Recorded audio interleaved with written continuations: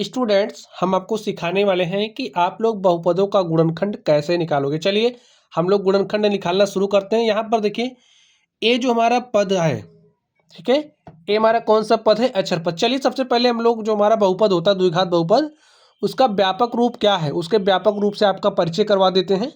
उसके बाद ऐसे जो बहुपद है इनका गुणनखंड तो आप यूँ निकालना सीख जाओगे। यहाँ पर ध्यान से देखिए, अगर आपके पास इस तरीके से कोई बहुपद दिख रहा है A X square plus B X plus C, तो ये जो आपका बहुपद है ये द्विघात बहुपद कहलाता है। यहाँ पर ये जो सी है, ये सी आपका क्या है? अचर पद है। बी को क्या कहोगे? एक्स का गुणांक। बी क्या है? एक्स का गुणांक है, एक्स का गुणांक। और यहाँ पर ये जो हमारा ए है, ये क्या है? एक्स स्क्वायर का गुणांक, एक्स स्क्वायर का गुणांक। तो ये जो यहाँ पर आपका बहुपद है, उस बहुपद को आपको इसी से तुलना करनी है, ठीक है। या फिर ये जो बहुपद है, इस बहुपद को आप इसी रूप में व्यक्त करिए पहले, ठीक है। चलिए व्यक्त करते हैं हम। यहाँ पर एक्स स्क्वायर है, देखिए यहाँ पर प्लस है, तो यहाँ पर लेकिन माइनस है, तो आपको डरना नहीं, यहाँ पर प्लस लिखिए। ये जो माइनस एक्स है इसको ब्रैकेट में कर दीजिए। देखिए प्लस माइनस का गुणा माइनस करोगे तो आपको यही प्राप्त होगा। यहाँ पर देखिए प्लस है, तो यहाँ पर भी आप प्लस लिखिए, ब्रैकेट के अंदर क्या लिख सकते हो? -12। भाई प्लस माइनस का गुणा माइनस ही होता है, तो यहाँ पर ये जो लिखा वही ये भी है, ठीक है। चलिए अब आप लोग क्या काम करोगे? गुणनखंड करना स्टार्ट करोगे। अब आप बताइए यहाँ पर अचर पद क्या है? अचर पद आपका -12 है, तो गुणनखंड करने का फर्स्ट स्टेप यही है कि जो आपका अचर पद है उस अचर पद को एक्स स्क्वायर के गुणांक से गुणा करो।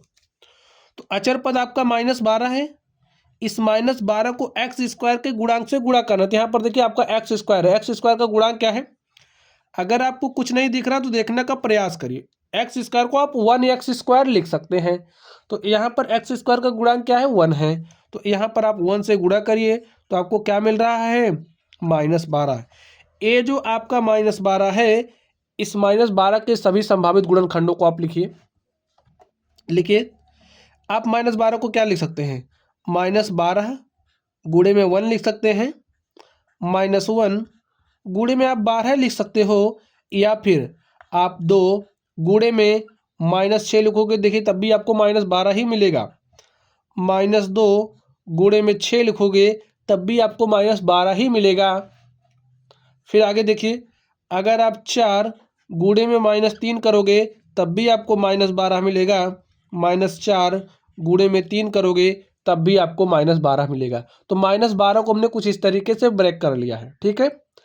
अब देखिए इसमें से कौन सा आपको लेना है, ये कौन बताएगा? एक्स का गुणांक। एक्स का गुणांक देखिए आपके पास इस तरीके से -x है, तो -x को क्या लिख सकते हो? -1 गुणे में x, तो x का गुणांक क्या है? -1 है, ठीक है। तो आपको इसमें से कौन लेना है वो कौन बताएगा? x का गुणांक। x का गुणांक है -1। आप उसी गुणनखंड को चुनोगे जो आपको जोड़ने या घटाने पर -1 दे दे, ठीक है। देखिए कौन देगा?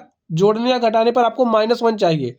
देखिए यहाँ से तो आपको नहीं मिलेगा, यहाँ से देखिए +1 आपको मिलेगा जब आप जोड़ोगे, यहाँ से आपको मिलने की संभावना दिख रही। देखिए -4 है, यहाँ पर आपका चर x है, तो यहाँ पर x लिखिए, ठीक है।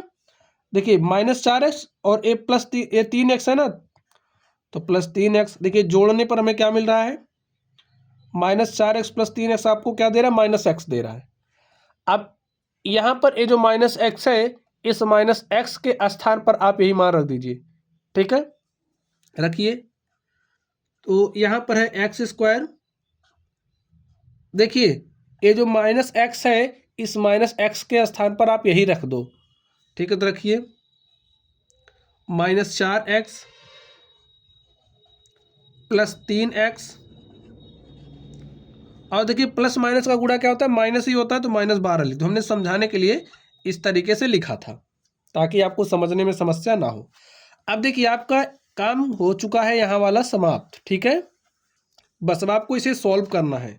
कैसे सॉल्व करोगे ये बात आप लोग समझ लीजिए, क्योंकि आप लोग जब कॉमन लेने की बात आती है तो वहाँ पर कॉमन लेने में आपको दिक्कत आती है। तो कॉमन आप कैसे लोगे इस बात को समझ जाइए। देखिए ये जो आपका एक्स स्क्वायर है, एक्स स्क्वायर को एक्स गुणे एक्स आप लिख सकते हो जी, लिख सकते हो तो लिख दिया। यहाँ पर देखिए -4x है तो -4x को 4 गुणे एक्स लिख सकते हो, लिख दिया। यहाँ पर देखिए +3x है तो +3x को 3 गुणे एक्स लिख सकते हो, लिख दिया। यहाँ पर देखिए आपके पास -12 है, -12 को आप -4 गुणे 3 लिख ही सकते हो, तो लिख दिया। अब ध्यान से देखिए, कॉमन लेना पहले मैं आपको समझा दूं। आप समझिए जैसे यहाँ पर आपके पास 3x और यहाँ पर 6y है, तो देखिए 3x है लिख दो, प्लस यहाँ पर 6 को आप क्या लिख सकते हो, 3 गुणे में 2y। ठीक है, देखिए यहाँ पर भी गुणे के साथ आपका 3 है, यहाँ पर भी गुणे के साथ आपका 3 है, तो आप 3 कॉमन ले सकते हो। जब आपने 3 कॉमन लिया तो यहाँ पर x बचा, प्लस चिन्ह लगाइए, 3 यहाँ से आपने निकाल लिया तो क्या बचा है 2y। तो ये जो आपका है इसको आप ऐसे भी लिख सकते हो, समझ गए। चलिए यहाँ पर देखिए x आपका है गुणे के साथ है ना, यहाँ भी x गुणे के 4 के गुणे में x है, तो x हमको कॉमन दिख रहा है तो आप कॉमन करिए। भाई x यहाँ पर भी गुणे के साथ है, यहाँ पर भी गुणे के साथ है, हमने उसको कॉमन कर लिया। कॉमन किया तो देखिए बचा क्या, यहाँ से x, भाई x गुणे x है तो x निकल गया, एक ही x बचा है तो लिख लीजिए। यहाँ से x निकल गया तो बचा क्या है -4, तो -4 लिख लीजिए। प्लस यहाँ पर देखिए 3 गुणे में x है और यहाँ पर -4 गुणे 3 है, 3 आप लोग देख रहे हैं यहाँ पर भी है और 3 यहाँ पर भी है, तो 3 को हम कॉमन कर लेंगे, बचेगा क्या, 3 निकल गया बचा क्या x, 3 निकल गया बचा क्या -4। देखिए अब आपको ध्यान से देखना है, यहाँ पर x गुणे में x -4 है। अगर आपके पास कोई राशि इस तरीके से लिखी गई है इसका मतलब वो गुणे में है, तो यहाँ पर x -4, यहाँ पर भी x -4 गुणे में है, तो भाई x -4 को हम कॉमन कर सकते हैं, कॉमन कर लिया। फिर बचा क्या, x -4 यहाँ से निकला तो बचा है x, यहाँ से x -4 निकला तो बचा है +3, तो लिख दो। देखिए हो गया है आपका गुणनखंड। तो चलिए स्टूडेंट्स आपका हो गया ना। एक क्वेश्चन हम लोग और कर लेते हैं ताकि आपका जो कॉन्सेप्ट है एकदम अच्छे से तैयार हो जाए। आपको ध्यान से देखना, जो बातें मैंने बताई बातों को ध्यान से आप सुनोगे तो कर ले जाओगे। देखिए चलिए इसको करते हैं। तो अब आप बताइए, डायरेक्टली आप कर सकते हो। यहाँ पर ये जो 21 है, 21 को ये अचर पद है ना आपका, अचर पद का x स्क्वायर के गुणांक से गुणा करते हैं, तो अचर पद आपका कितना है 21 है, 21 का गुणा यहाँ पर x स्क्वायर का गुणांक 1 है तो 1 से करिए। अगर कोई संख्या होंगी तो उस संख्या से भी करेंगे, ठीक है। तो 21 गुणे 1 किया तो 21 आ गया।